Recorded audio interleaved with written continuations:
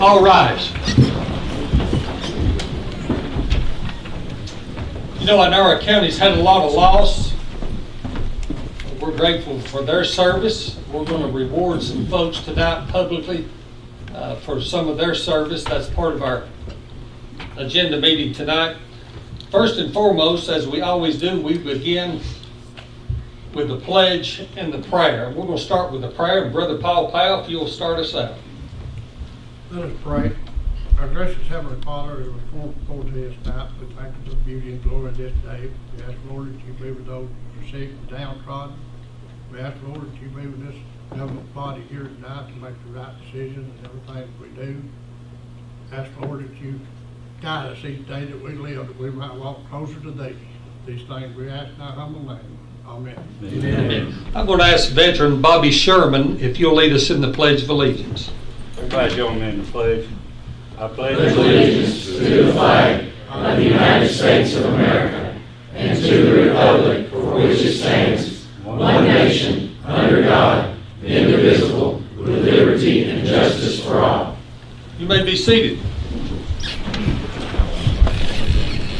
Welcome, Bledsoe Telephone, or BTC Fiber. I keep saying Bledsoe Telephone. Ethan, good to have you here. Welcome to the regular quarterly meeting of the Commission of Sequatchie tonight. Madam Clerk, good to see you. Roll call, please. Chester Shell. Yes. Gary Wiggins. Here. Bobby Sherman. Here. Brian Ruling. Here. Jim O'Brien. Here. Bill Hatfield. Here. Ronnie Land. Here. Joel Johnson. Here. Jeff Barger. Here. Paul Powell. Here. David Cartwright. Here. June Dishman. Here. Frank Silver. Here. Clint Hood. Here. Tommy Johnson. Here. David Hudson. Here. Tom Nero. Here. Jeff Patrick. Here. 18. Very good. Okay, we have a quorum 18 for 18. That is excellent. In your package, you should have received the minutes from the January 24 meeting. After reviewing those, I will entertain a motion to... So moved. I have a motion from Mr. Mackey, I believe. I have a second from Brian Ruling. Guys, remember, I can't hear real well on this cage. So. Have a motion and a second. Any corrections, deletions, or additions? Hearing none, all in favor say aye. Aye. All opposed likewise said. Minutes hereby pass. All right, in your on your desk you should have received, and we want to make part of this part of the clerk's recording office. I have also, Eric, I know you're here, but I'm going to have the Highway Department report, the General Purpose School report, the trustee report, the cash flow analysis report from the executive's office, all part of the minutes. I will leave those with you, Madam Clerk. Okay. We're going to start, Eric. We started with you. I'd like to call you up first, sir. I'll be glad to come. Speak, speak. No. Get me started on you again tonight now. Brief. I start talking about your preaching clothes you had on the other day.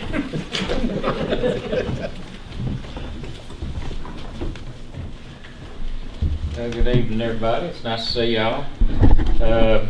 I've not got a whole lot to talk about. My little old report I hand out, I put a little thing in on the discussion section. There's a Senate Bill 1821. If y'all could call your state senator and representative and help try to push that, that would be greatly appreciated.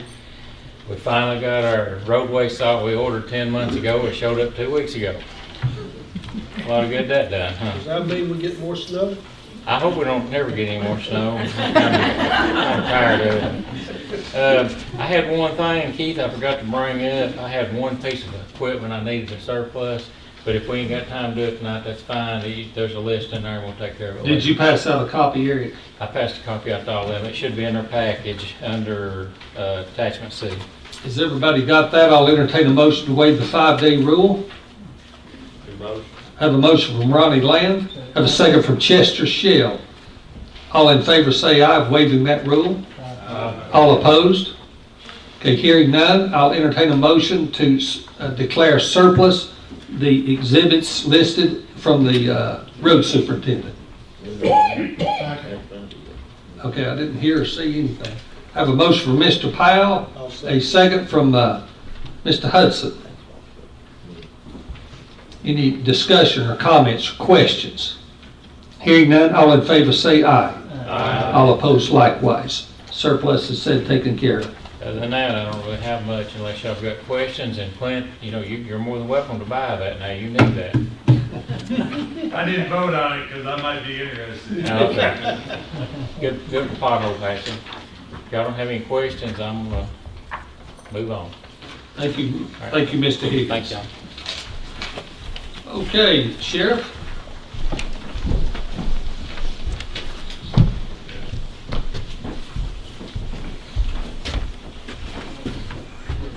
Thank you, Mr. Chairman. Ladies and gentlemen of the Commission, you have my January, February, and March Commission reports there in front of you. I'll entertain any questions you have about those. If not, also there in your packet, and I believe it is my latest Tennessee Corrections Institute jail inspection. As you all know, we get inspected every year, and that's another no finding, no error, no deficiency report. If I could bring to your attention that obviously when the jail inspector comes in, they're getting paid by the state of Tennessee to find problems. And to be able for them to come through and not find one, that's a credit. It's not a credit to me, it's a credit to my staff. So they've done 4 of these here. So, you know, I also want to bring to your attention that had we not upgraded the camera system when we had the opportunity that you passed, where we received 80% of that back, I would have had a write-up this time. So, you know, I appreciate y'all for that. Any further questions for the sheriff? Thank you, Sheriff. Thank you, Mr. Chairman. Appreciate it. Okay, schools. Here she is. Sitting back on the back row.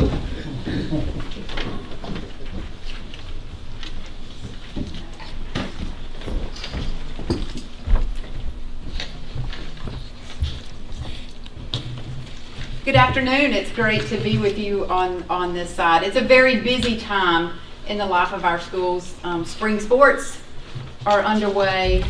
It's the season of graduation, and standardized state testing. So we have lots of great things going on as usual. You all should have received from us in your packet as well our reporting up until March. I'm happy to answer any questions.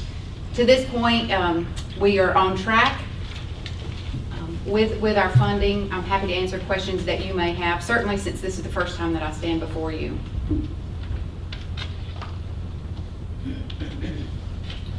Any questions? We're not a quiet bunch. How's it going so far?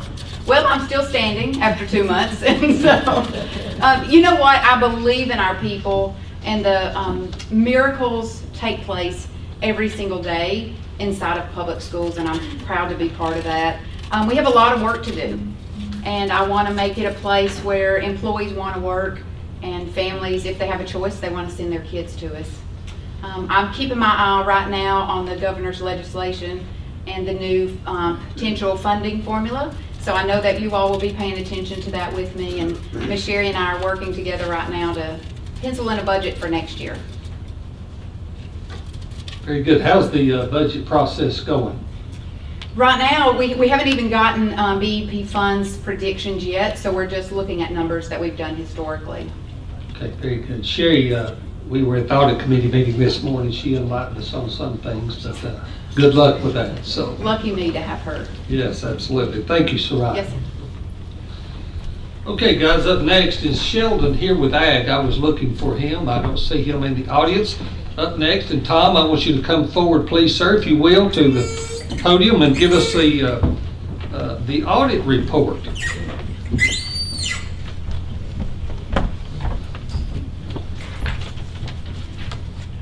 Okay, good evening. So rather than just give a report, which we normally do, the audit committee actually wanted us to read a statement about the findings this year. So thank you, Chairman, County Commission. We will keep this brief as there's much on the agenda to cover tonight, and also because the final audit report is positive to the fact there's not a whole lot to report, and that's a great thing for this year. There was one minor insignificant findings in both the school audit and highway department, neither of which were adverse findings, which is an important distinction, and both have been fully addressed and resolved at this time. So that those two offices continue to be exemplary in what they do with their findings. For the county executive's office, which as you know is comprised of really all the elected officials, that's the county executive's office, the sheriff's office, clerk of circuit court, circuit clerk trustee, etc. All those organizations fall under the purview of the county executive. And for us as an audit committee, with our regulated meetings, it's with great pride that for the first time in decades if ever, there was not a single audit finding throughout the county executive's office. I've researched it, I've talked to other people on the audit committee, other county executives, and this might be the first time we ever not had a single finding. And that's important achievement for many ways, because as audit committee, we do get several complaints. We get notices of people calling the comptroller. We get people asking for information, all within their right and things to do. That's why we have this committee. And when these complaints or requests for information come in, they all have to be thoroughly responded and investigated. And it's an important distinction. It's not the audit committee's purview to do that. We don't have an investigatory role. All those issues and complaints and things go through our office and are channeled through the comptroller's office, who then comes out and investigates the various offices. So even having all those things, there wasn't a single finding in the office this year. And I personally want to thank the people on my committee, Sherry Johnson, Lynn Roberts, Jakey Cooley, and the person that never gets much credit for all this, Brenda Antal. She keeps all her skill and hard work in keeping all this paperwork, request to produce, all in order, and makes it presentable to auditors year after year. So it's a very positive feeling with the committee. And we want to close. Actually, we're going to give kudos to Chester Schelt here. He had a recent Facebook post about raising the flag. Mr. Cartwright, let the flag fly. That's kind of been our motto. I've heard Mr. Cartwright use that language here before. And with a record fund balance, no increases in property taxes, record growth, and all of this without a single audit finding, the audit committee feels that the flag has been flying high in Sequatchie County, and we shall be very proud of having a zero finding report. That's kudos to this commission. That's kudos to everybody here working in the county. And it's the first time I've been able to say 8 years, zero findings, and that's a lot to be said for our county. Thank you, Mr. Chairman. Any questions? So you said that there was complaints filed. I mean, can you elaborate on that? I mean, what was? Well, it's important to keep anonymity. We want people to bring things up as they have concerns. But yeah, we get volumes of reports sometimes. I mean, pages of just allegations, just questions, concerns. And then again, they come to us and we filter them through the comptroller. When I say filter, they get them all. We are not allowed to filter anything other than put them together for that. And then the state comptroller calls whatever the respected official is. If it's something that can't be resolved over the phone, they have to come out, expend resources, and investigate it here at the county level. I'm confused. I mean, what kind of complaints would we get for something like that? Well, it depends on, what office it's about. I mean, it can be a spending complaint, it could be a failed PO, some of the things that result in findings, a procedural question. It varies. There's not a list of what you can bring up. I mean, really, anyone could call in and just make up anything, and it goes in. Sometimes we have that problem. Okay, so if somebody was to file a complaint, they would that would be a procedure they would follow through this office? Would it go through the county executives? So that goes through Nashville. What's the procedure for doing that? The audit committee has a hotline that they can be called in the hotline, but the prevalency of those, for whatever reason, they don't come through our hotline. They're just calls to the state comptroller's office. There's a number you can call and have a complaint.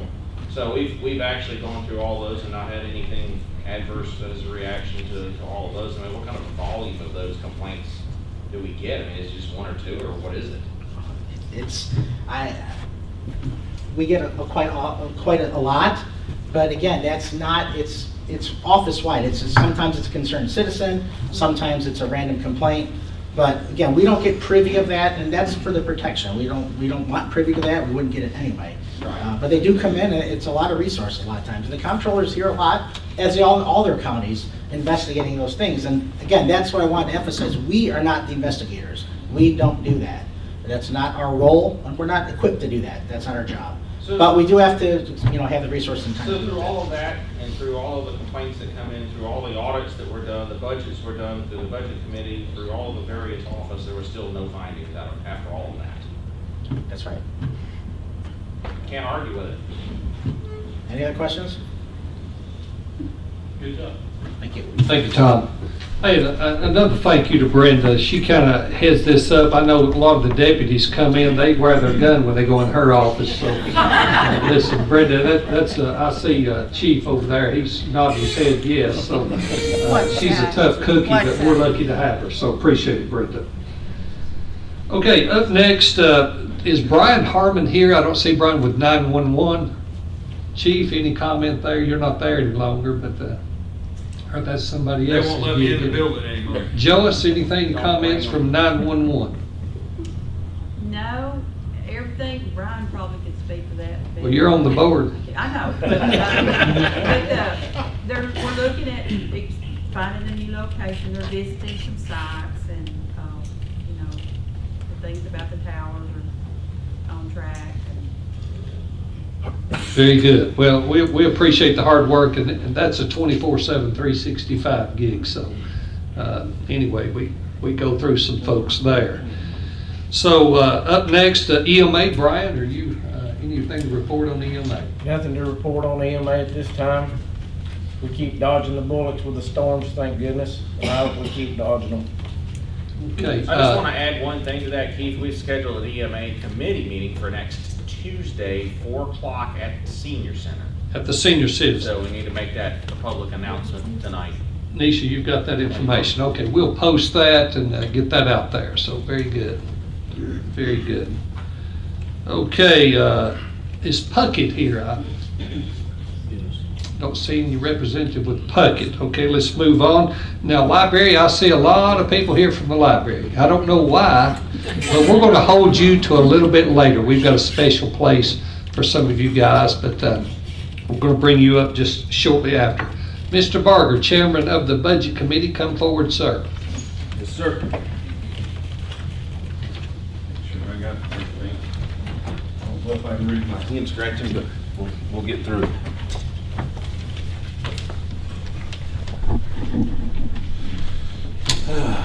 Thank you, Chairman. Thank you, Commissioners. Thank you, audience, for being here.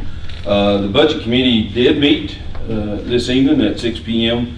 and we went over a few items. The first thing is that we kind of reviewed the budget schedule, and everyone should have a budget schedule in their packet. It was to kind of briefly go over it, the budget request forms for the 22-23 budget cycle year was passed out on March the 12th. The forms were due back into the county executive's office on April the 11th. The 18th, we started the discussions around these. That was tonight. May the 23rd, the budget committee will have another meeting to start sharpening our pencils, so to speak, and going over a lot of these things. And then June the 13th, Soraya, that's when the schools and the highway department is to present their budgets.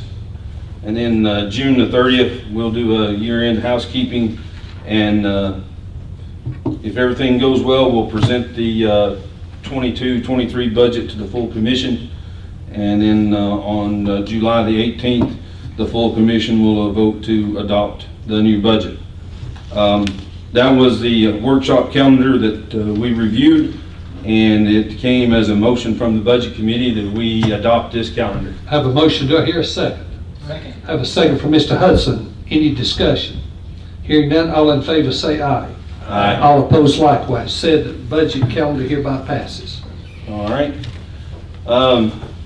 Then the next items that the budget committee discussed there was a couple of transfers that we did have to make tonight. The first transfer, well, everyone should have gotten a copy of it. It was in your packet. It was a transfer from Budget Code 101 from 39,000 fund balance, a sum total of $1,825, transferring that to 56,900,316. Other recreational contributions, that same total amount, $1,825. And that was a motion from the budget committee to accept this transfer. Do I hear a second? Second. I have a second from Tommy Johnson. Any discussion? Hearing none. Did those exceed 5,000? No, 1,825. Okay. All in favor say aye. Aye. All opposed likewise. Hearing none, said transfer hereby passes. All right. The next item, and the budget committee did waive the 5-day rule because this one came in today, so you may want to. Well, let's do this. Let me entertain a motion to waive the 5-day rule. Mr. Hudson. Motion. Do I hear a second? I have a second from Mr. Silver. All in favor say aye. Aye. All opposed likewise. Motion to waive the 5-day rule hereby passes. All right. This was a transfer from the Register of Deeds office. This is coming from her restricted revenue account. It's account number 39,000 transferring from, and that's a sum total of $1,700, and that's transferring to 101 51,600,399 other contracted services. That same amount, $1,700. Do I hear a second? I have a second from Ronnie Land. Any discussion, questions? I would just note that this was from, this is just movement of monies. This is not new dollars. This is in her account. It's just moving it from one account to another so she can use It's it. in her reserve account. Yes. All in favor say aye. Aye. All opposed likewise. Said transfer hereby passes for Ms. Boyd. All right. And that was all that the budget transfers that we had. There was a couple other topics that we discussed in budget committee. We went over, we just had a brief discussion of the jail medical bid discussion. There was no action taken at this time. The bids have come in. They were due in April the 11th. They will be opened on May 23rd. May 23rd. And we will take action on the medical bids then.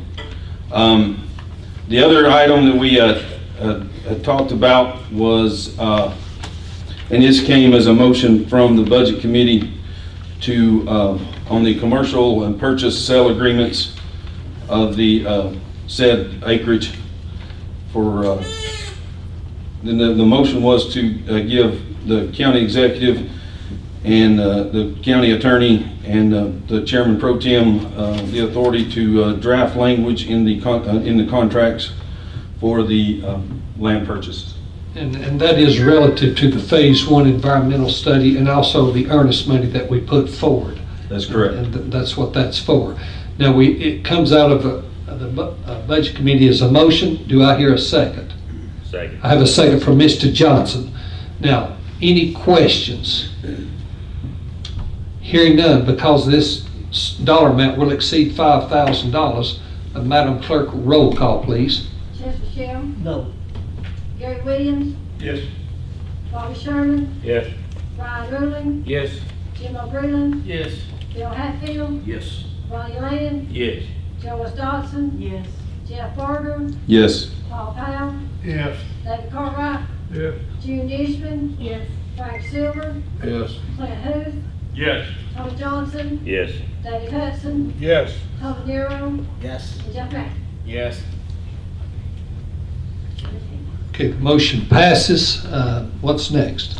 The other item that we discussed was the Sims lease up on the mountain for the tower. And this came as a motion from the Budget Committee to extend that. Those leases are in 5-year terms, and the 5-year term was up, and this is to extend to another 5-year lease at $4,000. That is correct. You hear the motion. Do I hear a second? I have a second from Mr. Ronnie Land. All in favor say aye. Aye. All opposed? Hearing none, said lease motion hereby passes. And then we discussed, and it came as we waived the 5-day rule, discussing the delinquent taxes resolution 765. Do you need to waive the 5-day rule here? Yes, I'll entertain a motion to waive said 5-day rule for this resolution 7650. To have a motion from Mr. Hudson and a second from Mr. Williams. Any discussions or questions? Hearing none, all in favor of waiving that, say aye. Aye. All opposed likewise. Said 5-day rule is hereby waived. Mr. Barger. And Mr. Cartwright, do you have a copy of the resolution I do, 765? sir. I'll yield to you. I do, sir. This resolution to exempt from taxation Sequatchie Memorial Gardens Community Cemetery, Board of County Commissioners, Sequatchie County, Tennessee. Counselor, are you still here? You may take the podium, sir.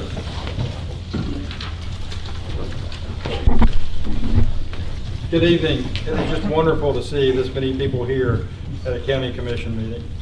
It makes me nervous, so bear with me.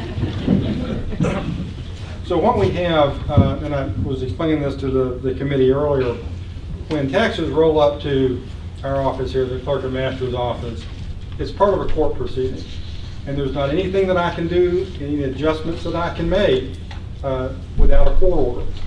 And as we have worked through a lot of delinquent taxes, this particular one has come up now for a few years, kind of on our radar. I've had a discussion with our property assessor and also Mr. Cartwright of kind of what happened to Sequatchie Memorial Gardens during 2011 through 2018, because taxes were assessed. They've now come up to our office. I can't do anything with it without a court order.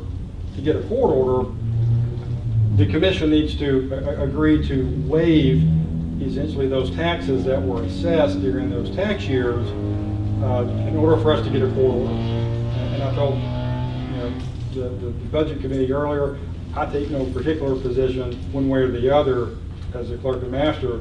This is a decision that the commission makes, whether to waive it or not. But if we're going to not put it in the tax sale, then it's got to go through this process. This procedure is very rare. I've never encumbered anything like this since I've been here. And Powell, you've been here 40 years. What say ye? First for you. So these are special. One other thing. I will say that because of the kind of the complexities with the state auditors, with the state controller's office, I did speak with the state controller that's been here. She kind of drifts in and out, and when we have these kind of unusual circumstances that come up, I typically ask her, what documentation are you going to need when you audit our office and you see that we've deleted taxes? Well, one of them is that the county commission has got to agree to waive it, and then the other is a court order. So from a documentation standpoint, again, that puts us back where we are. Any questions for council? It comes as a motion from the budget committee. Anybody have any? Do I hear a second? Mr. Williams, I finally hear you. I see you moving. You gotta move, you can't hear us. I hear you. I hear you. Okay, what I'm gonna do on this, because this is so unique, I'm gonna do a roll call, Madam Clerk, on this resolution 765, because, you know, it exceeds the $5,000 mark, so. Mr. Chairman, do you want me to announce the actual amount that was? Yes, I would, please. Sure. Sorry, I mentioned it earlier and forgot to mention it now. So for tax years 2011 through 2018, what's currently due is $8,101.88. Madam Clerk? Okay. Yes. Jeff Rochelle. Gary Williams. Yes. Bobby Sherman. Yes. Brian Ruling. Yes. Jim O'Brien. Yes. Bill Hatfield. Yes. Ronnie Land. Yes. Joyce Dodson. Yes. Jeff Barger. Yes. Paul Powell. Yes. David Cartwright. Gene Dishman. Yes. Frank Silver. Yes. Clint Hughes. Yes. Tommy Johnson. Yes. David Hudson. Yes. Tom Nero. Yes. Jeff Atkins. Yes.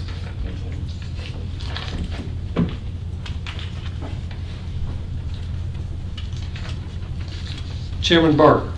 Yes, sir. One last item that the Budget Committee did discuss, and we, again, waived the 5-day rule on this one as well. It was the Window Rock. I'll entertain a motion to waive the 5-day rule. Mr. Silver makes the motion, second from Ronnie Land. All in favor say aye. Aye. All opposed likewise. Chairman Barker?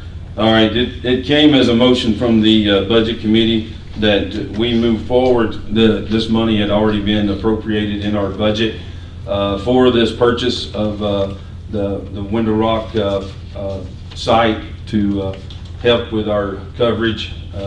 Brian really can talk more about that, our coverage of 911 and fire and everything in the county. And we are moving forward. The motion was to go ahead and move forward with this purchase. You've heard the motion from the Budget Committee. Do I hear a second? I have a second from Clint Huth. Madam Clerk, roll call. Jeff Rochelle. Yes. Gary Williams. Yes. Bobby Sherman. Yes. Brian Ruling. Yes. Jim O'Brien. Yes. Bill Hatfield. Yes. Ronnie Land. Yes. Joyce Dodson. Yes. Jeff Barger. Yes. Paul Powell. Yes. David Cartwright. Yes. Gene Dishman. Yes. Frank Silver. Yes. Clint Hughes. Yes. Tommy Johnson. Yes. David Hudson. Yes. Tom Nero. Yes. Jeff Atkins. Yes. Very good. Motion hereby passes. Thank you, sir. That is all we discussed. Very good. Thank you, Mr. Barker. Okay, a couple of things right next. Pam, I see you out here. Give us a little update on Valley Fest and also the IDB, please. IDB, we've already discussed that. Marlene, you want to talk about Valley Fest? Sure. Do I need to stand? Stand up, Marlon. Valley Fest is coming up, May 6th, 7th, and 8th. For you that may not know, we usually have 2 nights. We're having 3 nights this year. May the 6th is going to be put on by a group out of Chattanooga called Freedom Sings. They're doing a tribute to veterans. And they come up with all the acts for that night. They're going to have Charlie Daniels Band and several veteran tribute bands and stuff. Clint can elaborate more on that because he's been in the meetings, but it's a veteran tribute night. We're really excited. We've got a group of motorcycles coming in doing a poker run and things like that, and we're expecting a lot of local veterans as well as all over the nation.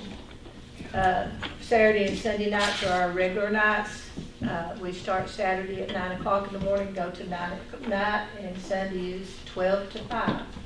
And we have our regular slate of entertainers. We have about 70 vendors coming with all kinds of food and crafts and stuff like that. One thing we do have different this year, we've got a little dance group from Dunlap that's going to perform on Saturday to get more local in there. Sunday, we've got 4 entertainers coming in. Very good. Any questions for Marlene? Free admission. Free admission, I keep forgetting to say that. And one thing I am going to say is, Citizens Banks puts us in their stuffers for this month, and it's next to each other, Cornbread Festival and ours. Cornbread Festival was $10, ours was free. So we were excited about that. Very good. Thank you, Marlene. Counselor, anything from the legal end of things? Not that I'm aware of. Very good, very good. Okay, did I miss anyone as far as reporting or committee reports? The road committee, Ronnie, I hadn't forgot you. You're coming up pretty quick here. So we'll handle that. So, okay, moving forward to new business.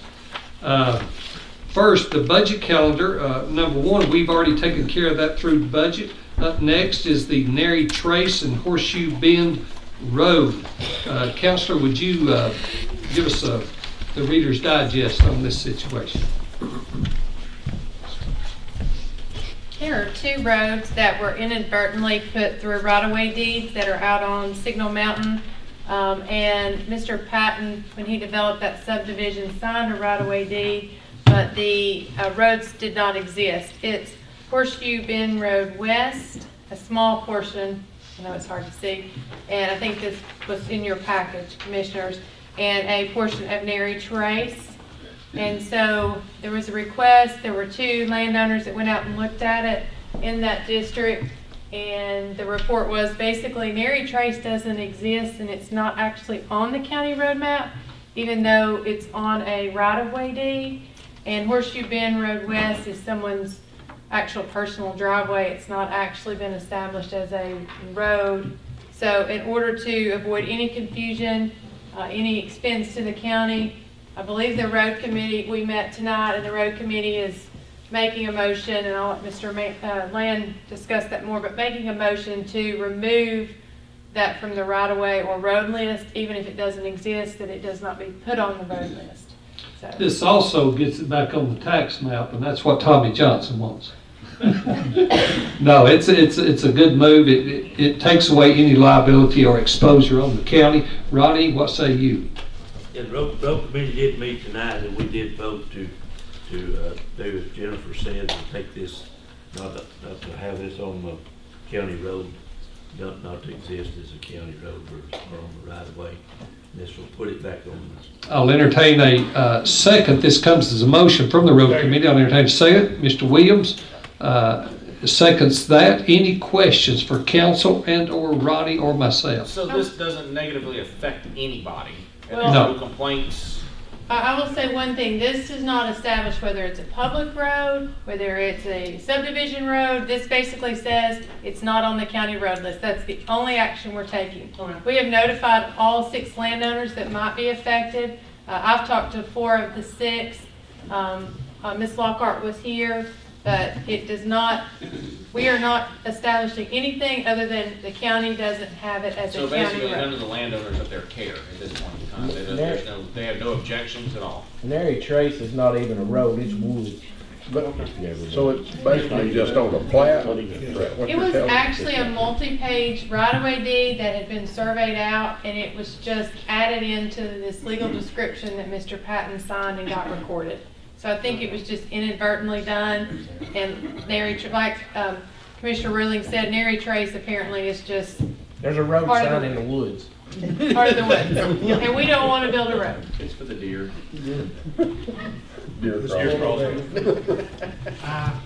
Any further questions? We have a motion and a second. Because the valuation could exceed $5,000, Madam Clerk, a roll call. Jeff Patel? Yes. Gary Williams? Yes. Bobby Sherman? Yes. Brian Ruling? Yes. Jim O'Brien? Yes. Bill Hatfield? Yes. Bonnie Land? Yes. Joel Johnson? Yes. Jeff Arthur? Yes. Paul Powell? Yes. David Cartwright?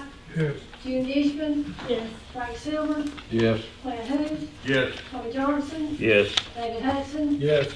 Tom Nero? Yes. Jeff Mack? Yes. Okay, the motion hereby passes. Next on the list, Resolution 762, CDBG Senior Housing Project Application. It was in your packet. I'll entertain a motion to approve said resolution. Have a motion from Mr. Ruling. Do I hear a second? I have a second from Mr. Powell. Any questions and or discussion about this? This is an application for CDBG grant funding. Hearing none, because it exceeds $5,000, Madam Clerk, roll call. Chester Cheryl? Gary Yeah. Brian Ruling, Yes. Jim O'Greeley, Yes. Bill Hatfield, Yes. Ronnie Land, Yes. Joyce Johnson, yes, Jeff Barber, Yes. Paul Powell, Yes. David Cartwright, Yes. Jim Dishman, yes, Frank Silver, Yes. Clint Hoop, Yes. Tommy Johnson, Yes. David Hudson, Yes. Tom Nero, Yes. and Jeff Hammond. Yes. Resolution 762 hereby passes. Up next, surplus property. This is property that Chancery and Probate Court Office, Mr. Jared Smith is here. If you've got any questions, you should find a list of obsolete equipment and/or typewriters, ovens, monitors, phones, desks, mouses, scanners, battery backup equipment. I'll entertain a motion to approve this surplus, declaring it surplus. I have a motion from Mr. Huth, and I've got a second from Jimbo. Any questions? Council is here. Does the microwave work? I couldn't tell you, but it looks like it's from like circa 70s. It's back there in the room if you want to go try it. I think you should hold that for the next 7 years for record keeping. I've been using that to make Venero's coffee every morning. So. Any other questions? Hearing none, because the value could exceed $5,000, Madam Clerk. All in favor say aye, surplus and making declarations. All opposed likewise. Thank you, Council. If that value exceeds 50 bucks, Well, I said 50 cents. Okay, resolution next up. Mr. Venero, would you come forward, please, to the podium? I'm going to ask you to go back and forth with me on this. And as council is here as well, Jennifer, and I know he hates it when I put him on the spot. Resolution 763, the Jackson Law. Now, we found out some information that's come to light on this Jackson Law. Tom, I want to turn it over to you. So this was a conversation we had in pretty ad nauseum 2 years ago.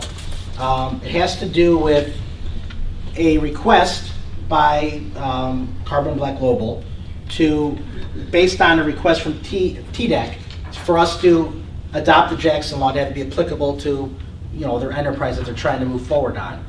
And my recollection was, and we certainly discussed this in full at the retreat, Commissioner Johnson brought up the same point, is when we talked about this, there was always a confusion of whether or not we were under the Jackson Law currently.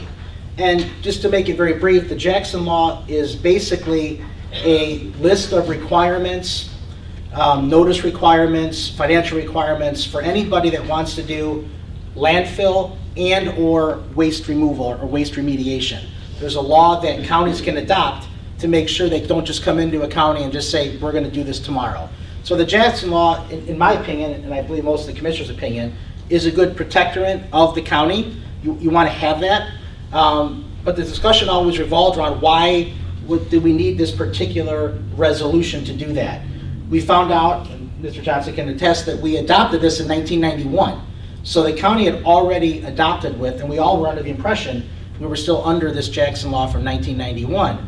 But what we found out at our retreat is that for whatever reason, there are several counties, Sequatchie included, that it almost appears like we fell in the cracks. That the state believes we're under the Jackson Law still, but there was a highlighted resolution attached to one of the statutes that said that they sent a letter back in 2003 to the county executive's office and asked us to renew or readopt the Jackson Law.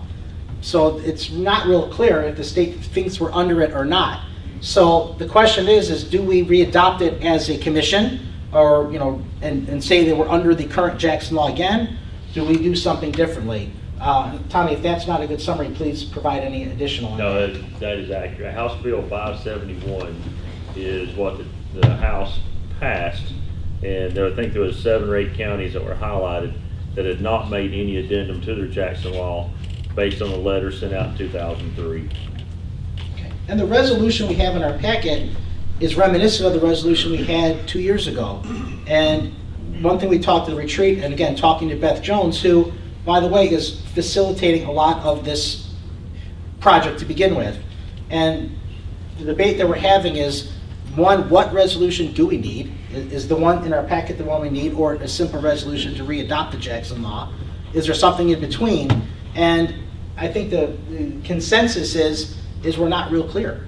I think there's some consensus that the Jackson Law is good for us as a county, but that particular resolution as drafted, I don't know, well, that's what we're going to discuss. I think Keith has me up here for that.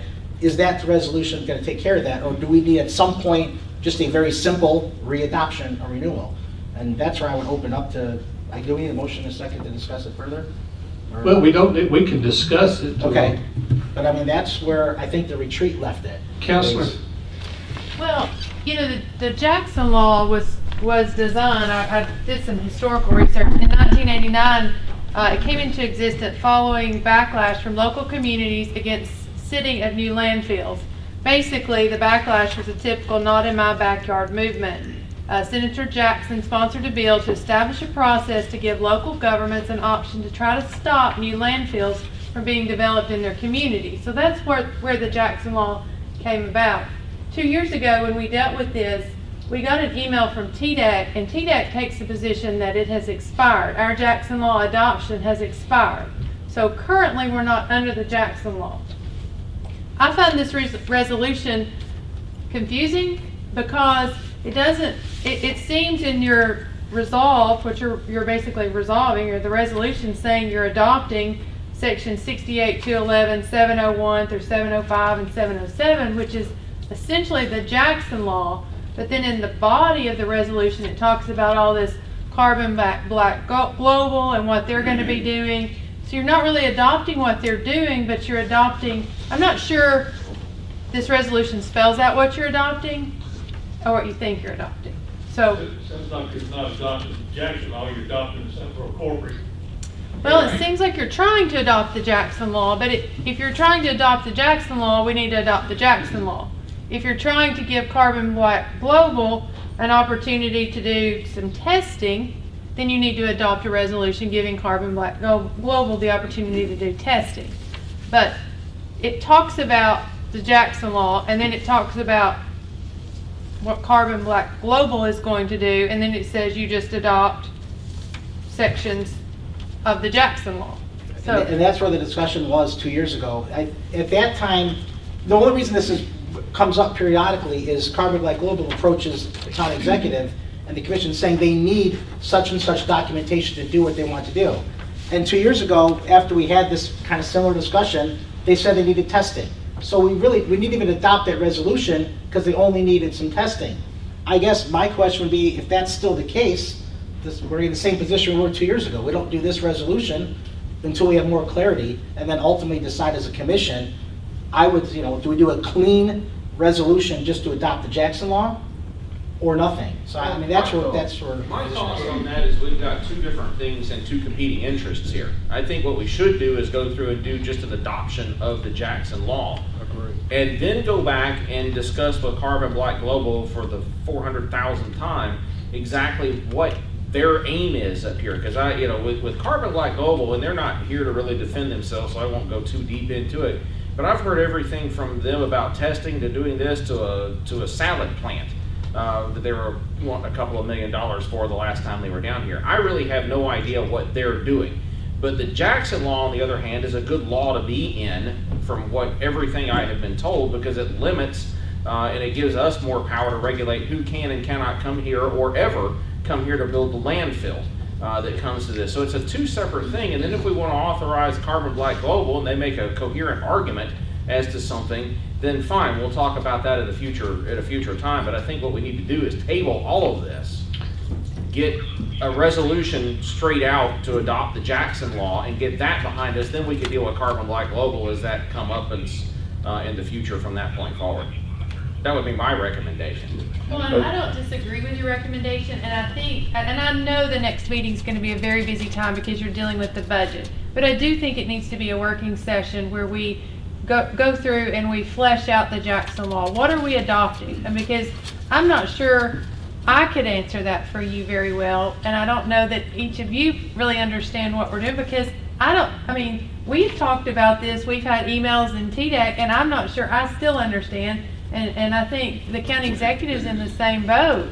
So I think we should have a working session where we all talk about it. Maybe Carbon Black Global comes, they have regulations they need, and it may not be July. It may be September, but we get there. In this particular case, what I would suggest we do is send this Jackson Law research to the Sanitation Committee, because ultimately that's how they, what we deal with. Let the Sanitation Committee vet this thing, come back and present a recommendation to it, and leave Carbon Black Global out of it. I mean, Carbon Black Global does not have an effect one way or the other on the adoption of the Jackson Law, the way I understand it.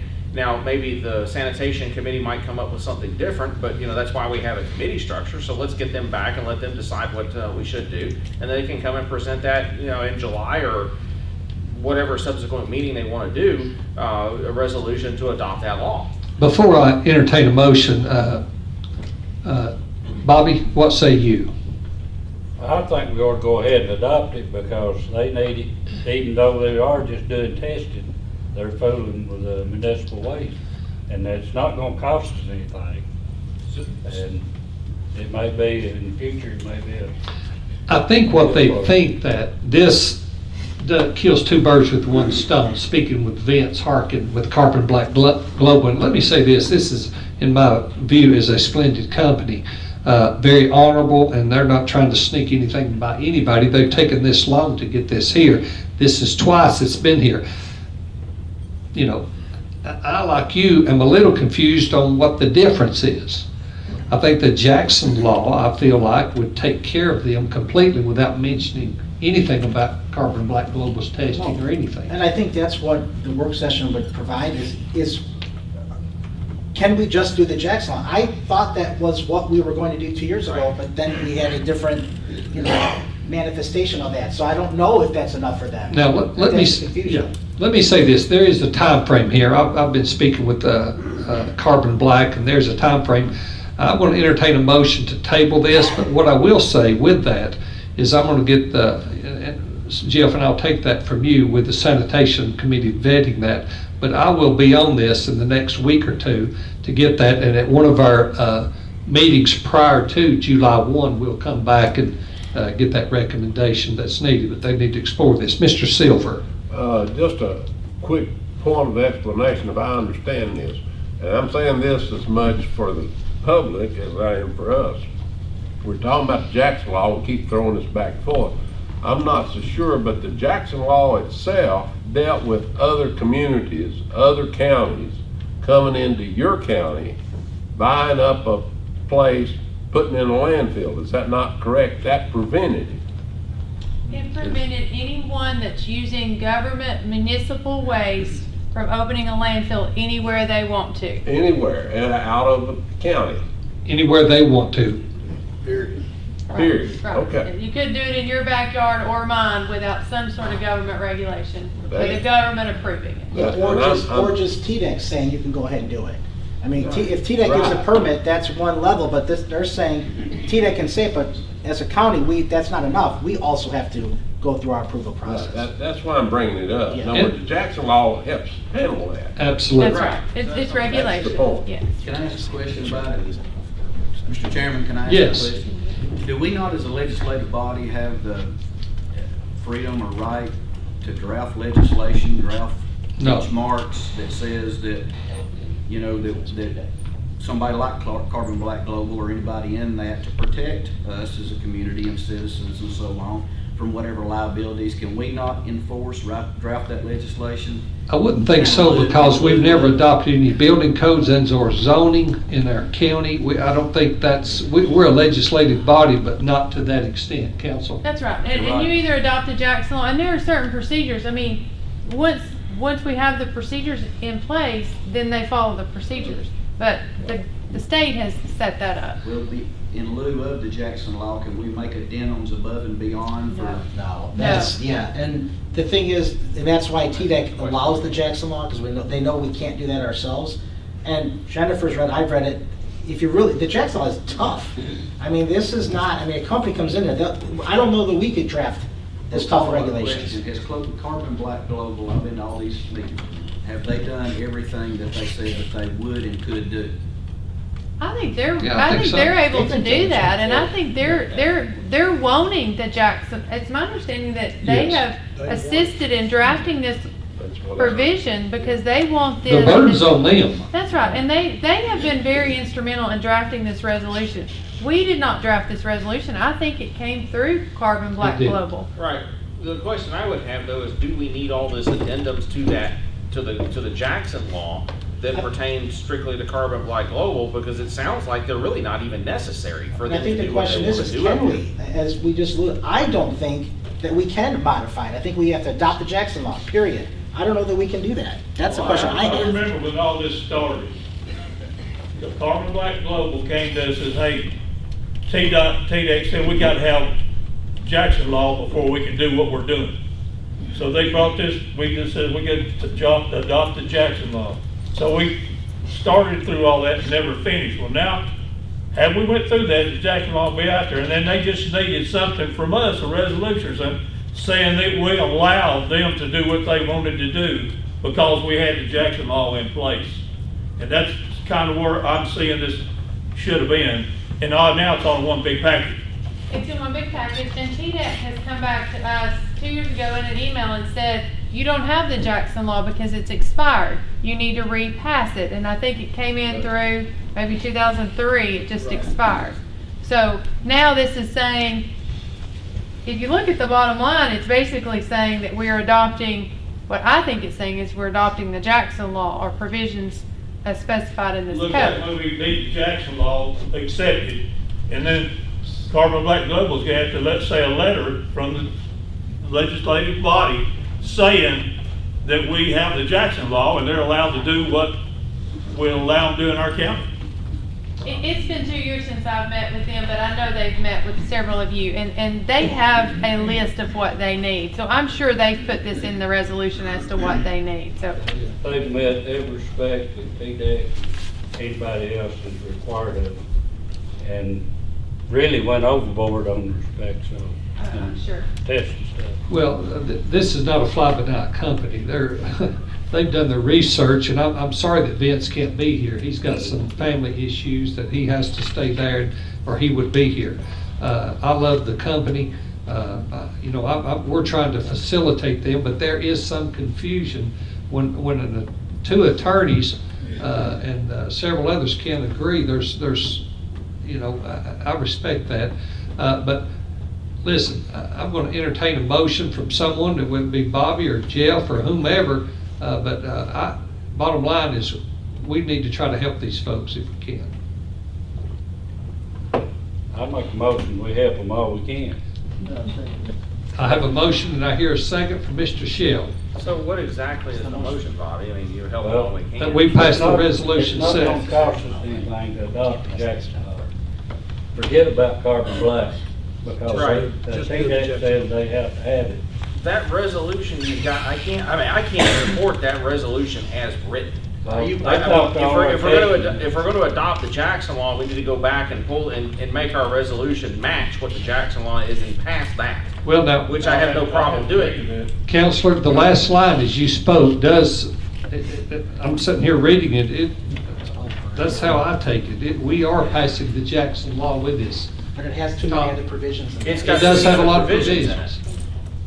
That's not the Jackson law, it's their Jackson law. Right. Well, it's the Tennessee code. I mean, it's basically saying, it says, now therefore be it resolved by 2/3 majority vote of the county legislative body meeting tonight that the provisions of TCA 68-211, Part 7, particularly Section 68-211-701 through 68-211-705, 68-211-707, regarding county legislative body approval of new privately owned landfills for solid waste disposal or for solid waste processing are approved and are applicable in Sequatchie County from the date of the approval of this resolution will be indefinitely. Said approval being subject to any and all conditions and restrictions contained in the whereas clauses of the resolution. So then it goes back and adopts the whereas clauses in that section which apply to Carbon Black Global. which put limits, Right. which might not even help them, in my opinion. It's Well, only says they can well, test. no Jackson Law either. Well, it could I also, agree. it could also hurt Harmon Black Global at that point. So, you know, my point in all of this is go back and redraft this. The next committee, and we've got a couple of special calls coming up, was do it then and pass the Jackson Law from what TDEC tells us, or the state tells us that we need to do, exactly as their verbatim language is on there, and pass that without all the added whereas with Carbon Black Global mentioned in there, because it's, you know, we were opening ourselves, I think we're opening ourselves to potential issues down the road if we leave that in there. What happens when the next company comes down? You know, we've created a carve-out exception for CVG on this, which is fine, but I still think we need to pass that in a separate resolution if it's even necessary. But I would support the adoption of the Mr. Jackson Law. Based on what we saw in investigation of House Bill 571, my opinion is the Jackson Law should be passed separately. Yes. With nothing of Carbon Black Global in it. That's my opinion, based on what we saw in House Bill 571. And I will say that Beth Jones, at the seat, you know, who we work with, the Southeast Development District, also recommends a clean Jackson Law resolution without any whereas referencing any particular company. For what it's worth, that's her recommendation as well. Okay, Bobby, I'm going to call for the question unless you rescind your motion. Well, I can't say that, I don't know who drafted this. Well, Carbon Black Vents did.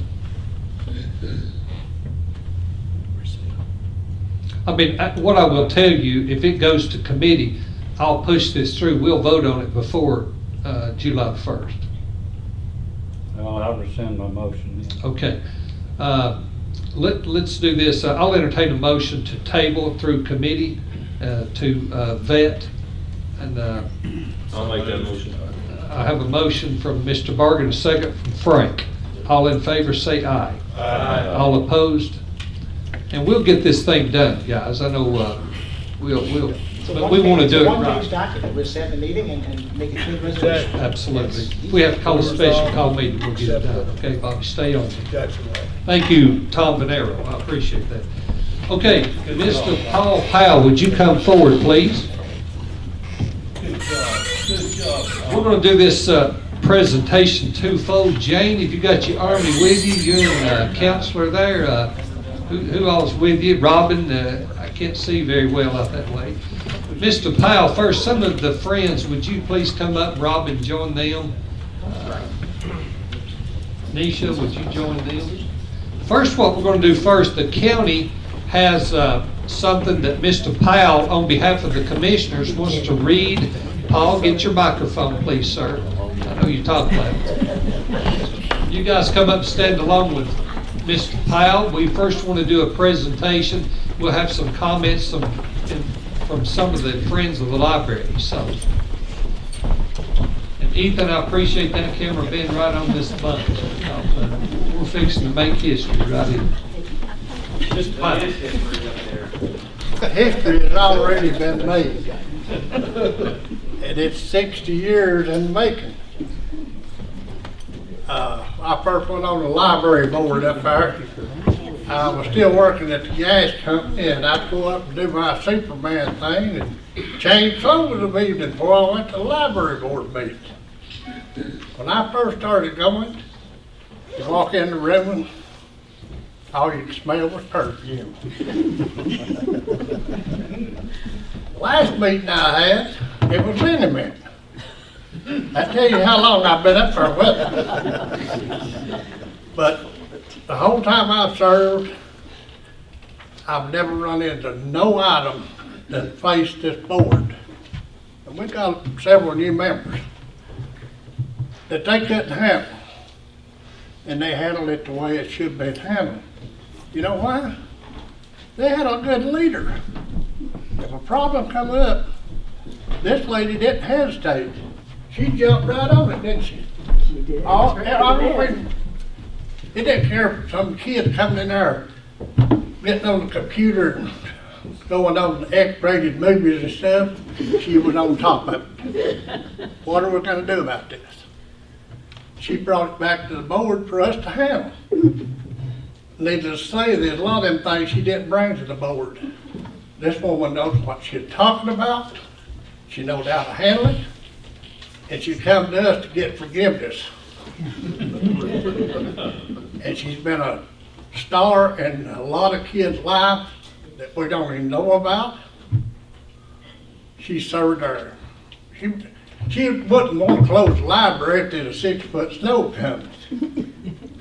And now we got the reputation, if a snowball truck comes down, let's let out school. She wasn't that way. She served diligently in every way.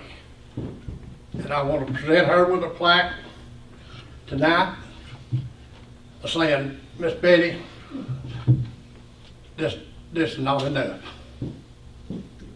I'm going to give it to her. Thank you very much.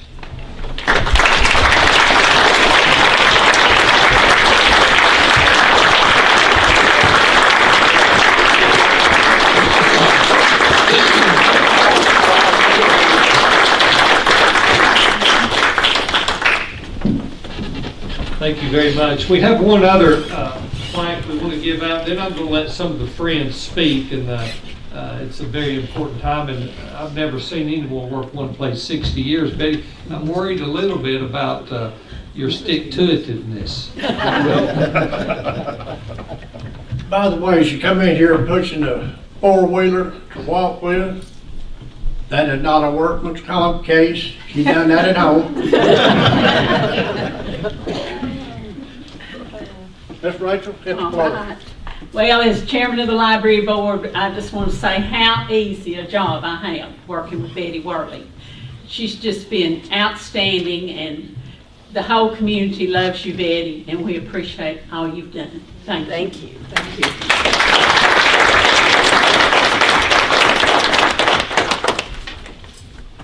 Step right up. Don't be bashful. I know you ain't. This is our new replacement. It's for Miss Betty. That's a younger version, and I'm going to give her as much trouble as I give Miss Betty. Anybody else want to comment? Thank you, friends of the library and board that's here. We appreciate your efforts in working with Betty for 6 decades. Betty, thank you again. We love you, and we're going to miss you. We have another plaque we're going to give out, but Donna wasn't able to be here tonight. She served the library well.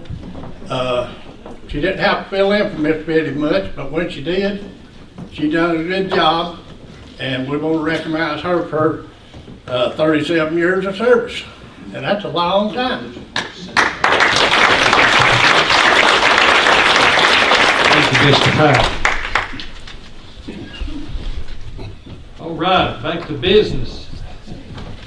In your packets, Commissioners, Resolution 764, BTC Fiber Network Commitment. It's in your packet. I'll entertain a motion to pass Resolution 764.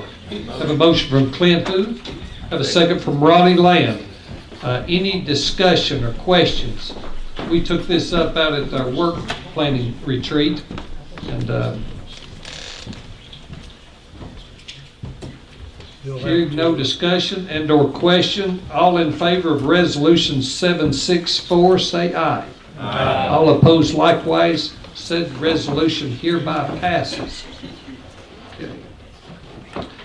Okay, in your, that has been passed out, we have lost, we needed to name a few folks to our equalization board. You have the packet.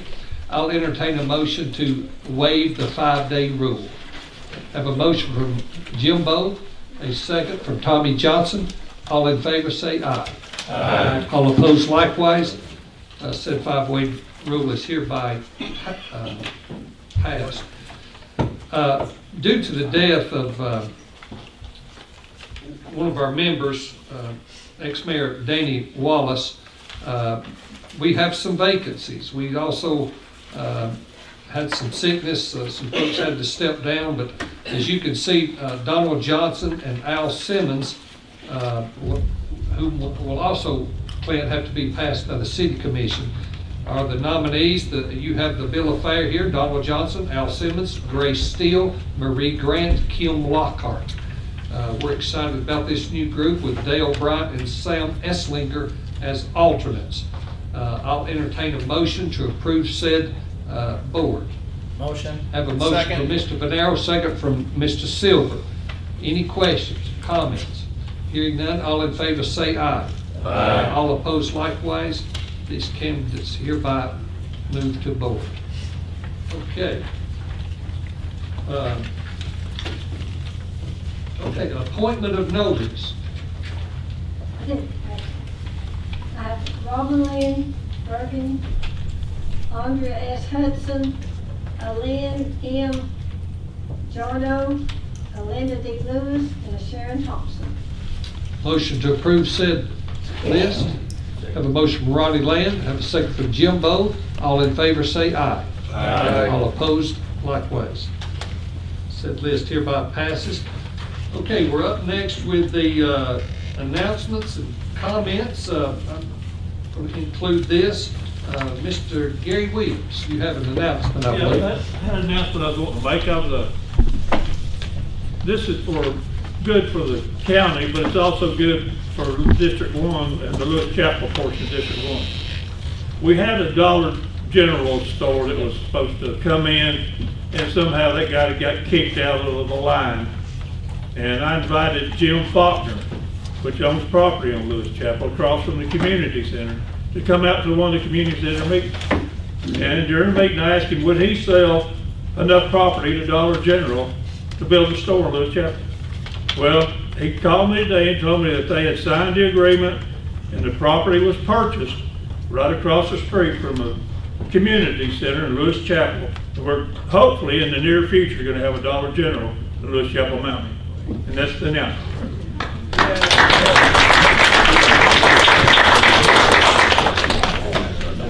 Bill Hatfield, I've got you down here, but I think Marlene got you covered, did you? Marlene covered it good. All right. Also, Tom, I've got you down here. Did you cover what you needed to? Yeah, but I just want to talk, we alluded a lot during the meeting about our retreat last Thursday and Friday at Fall Creek Falls. And for all those that were able to come in attendance, I think I will try to speak for everybody and said it was one of the best experiences we had as a commission. We accomplished, I mean, just hearing the ideas at that retreat and what we accomplished for going forward, I mean, it's something that I hope we do again in the future. Beth Jones, we got to see her, we hear her name all the time. We got to see her in action for 24 hours and how she brought the commission and gave us some direction and ideas of what to do with some of these inflows of money. It was an amazing experience, and I hope, if anyone thinks differently. I'll second that. Yeah, it was just our first time we ever tried something like that. I don't think it's ever really been done, but I would just say the ideas that came out of there, you're going to see some of that here in the next few months, the things we talked about. But I just for one hope that we can make that in a repetitive or annual event, because I think we accomplished a lot there. And it's an opportunity for commissioners to really kind of see each other outside of this room or in everyday business. I know a lot of other groups do workshops and things like that. It was our first go-around as a commission, and I thought it was outstanding. Thank you, Tom. Any other commissioner? Mr. Frank? One thought I had on it was, I think the expenses of that came out of the southeastern, their money. Well, we've got to reimburse them. Oh, sorry. I missed that part. Mr. Burke. I would add to that, I mean, it was a good day and a half and strategy and planning that, and I commend Beth and her organization because a lot of people know, and I'll say this public, I mean, there's going to be an influx of money. TDEC's got like 3.3 million, something like that, and then there's also the federal direct funds, and the direction on how and what. Everybody knows there's nothing for free. All of this money comes with strings and direction on how you can and can't spend it, and that was really good and really educational to there. And I do want to mention, because I've got some representatives in the audience from the 5th District, specifically from Stepping Stone. Guys, we are working to get you the water. We are working that way. Well, let me be clear with that statement though, and I had a discussion earlier with one of your constituents and mine. Clint and I meet every Friday morning in my office, and I've invited several people. We've had several folks to just drop in and meet with us, sit, and I'm inviting anybody that wants to come by. Now, you can either meet with us or you can wait and try to catch us after that, but I would make that, Clint. I know you've got an open door policy as well. We've gotten together, and typically Frank joins us sometimes he doesn't. We have others. We can't talk about how we'll vote on anything because we'll be breaking sunshine law, but I'll put the commissioners in a different room if we have to. So let me say this.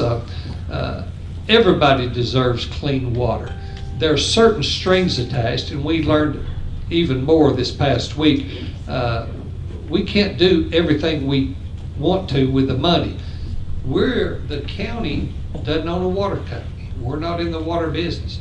We have made some commitments to help on Stepping Stone. We did that through a funding plan. So let me say that outright. We're trying to work with the city on the best way to help Stepping Stone.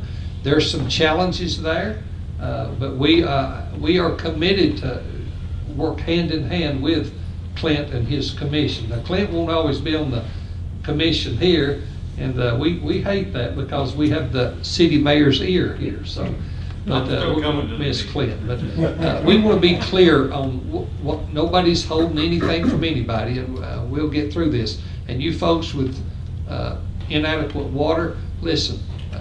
It's a tough gig, and we're going to do what we can do to try to help you. But we have to work with the city of Dunlap.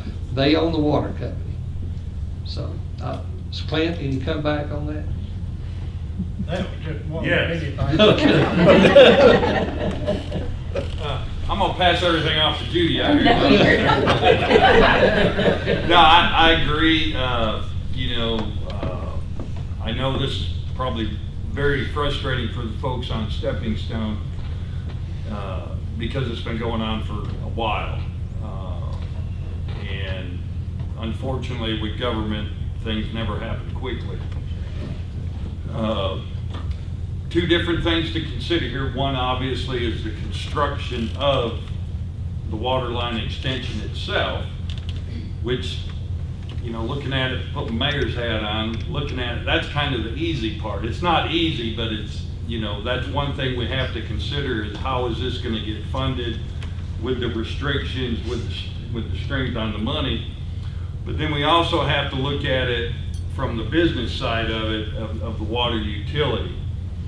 The water utility, just like our natural gas, is an enterprise fund, which means it has to be operated like a business. If the project goes in, once that project goes in, the utility company has to take all the depreciation, and it has to take on all the maintenance of it from here on out, from here to eternity. That will be ours to keep up. I don't want to have to come back and look at the county or look at the property owners and say, hey, we had this main, we need you to kick in some money to help fix this. That's not going to happen. But that is a consideration that we have to have. It's just like doing business with anything else. We have to make sure it is a good business decision for the utility, for the water department. Not saying that we're not going to do it.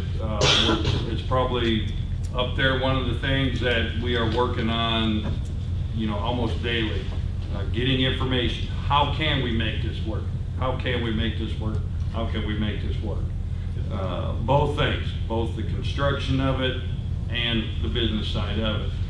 And we're going to keep working on it. And one thing I'll add, and I know, believe me, friends, I know, I get the emails, I see the Facebook posts, I see everything.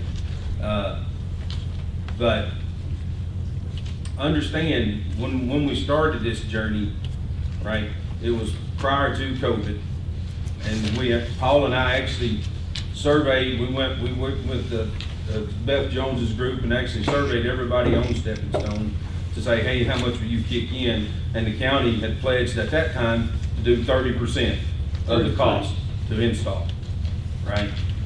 Then COVID kicked in, and then the Rescue Act happened, and then here comes all this influx of money, and then it's down to, okay, county, you pay for it, right? And so, you know, we've been trying to sort through all the ins and outs and what can we do and what can't we do, and things like that. And these guys can tell you the regulations or the strings attached to the money coming down has changed day to day on what it can be used for, what it can't be used for, and all that kind of stuff. So bear with us. We're working on it. I'm pledging to you here in the public that Paul and I will do everything we can to help you. And I just wanted that to be public. Okay, on a good note, Betty Worley, we love you. We stand adjourned.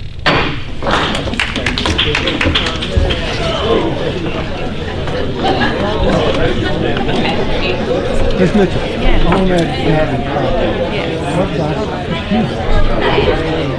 what documents will get